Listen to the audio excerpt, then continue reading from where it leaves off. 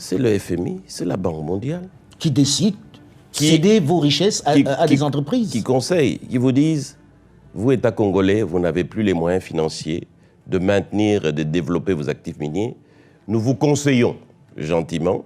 Oui, on sait comment on conseille. Voilà, de céder ça à des partenaires techniques et financiers internationaux qui sont spécialisés et qui ont les moyens, et ils vont développer ça à votre place. C'est l'erreur fatale qu'on a faite, qu'on ne devrait jamais faire dans nos pays africains. Quand on dit que la RDC a exporté plus de 1 million de tonnes de cuivre et près de 100 000 tonnes de cobalt, c'est 5 ou 6 entreprises étrangères dans lesquelles, malheureusement, l'entreprise de l'État Gécamine n'est qu'un actionnaire minoritaire qui n'a quasiment rien à dire. Ces entreprises, elles ont pris nos gisements, elles sont allées les donner en garantie à des banques étrangères et elles ont emprunté. Au lieu d'amener des capitaux qu'on nous avait promis, c'est des prêts qu'on nous a amenés à des taux qui dépassaient 10% alors que nous savons qu'ils les avaient à 2 ou 3%. Donc les entreprises à qui on a donné les concessions sont allées gager les mines du Congo auprès des banques. Et ont emprunté alors qu'elles devaient amener des capitaux. Elles ont amené plutôt des prêts. En gros, les firmes Glencore, China Mobile Denom et Sycomine, qui détiennent les 2 tiers de cette matière minérale qu'est le cobalt, réalisent 18 à 20 milliards de dollars.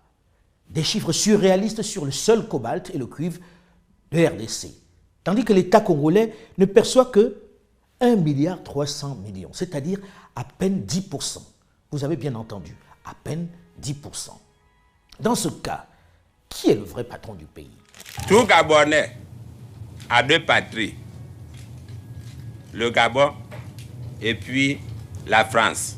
Pensez-vous, très sérieusement, que cet homme puisse lire dans le contrat pétrolier élaboré par Paris? Pensez-vous qu'il soit équipé intellectuellement pour évoquer les intérêts de Libreville si déjà sa préoccupation est celle du lien indéfectible avec Paris? Pensez-vous qu'il mesure les enjeux?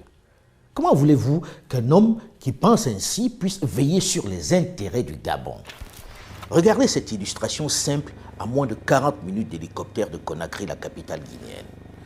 Regardez ce long tube, ce pipeline qui part de la mine de bauxite à Bokeh pour rejoindre des bateaux amarrés au large. Dans ces tubes, on met toute la bauxite extraite de la mine. Et sans filtre, sans contrôle, elle est directement versée dans ces bateaux.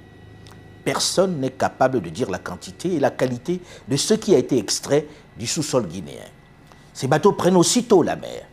Et c'est une fois à destination, plusieurs semaines après, en Chine, que l'on déclare à l'État guinéen les quantités et la qualité de ce qui a été extrait. L'entreprise chinoise peut donner les chiffres qu'elle veut. On est obligé de la croire. Personne n'a le moyen de contrôler si elle a dit la vérité ou pas. Vous conviendrez avec moi, ça s'apparente quand même à un braquage en règle, avec le consentement de la victime peut-être, mais braquage quand même.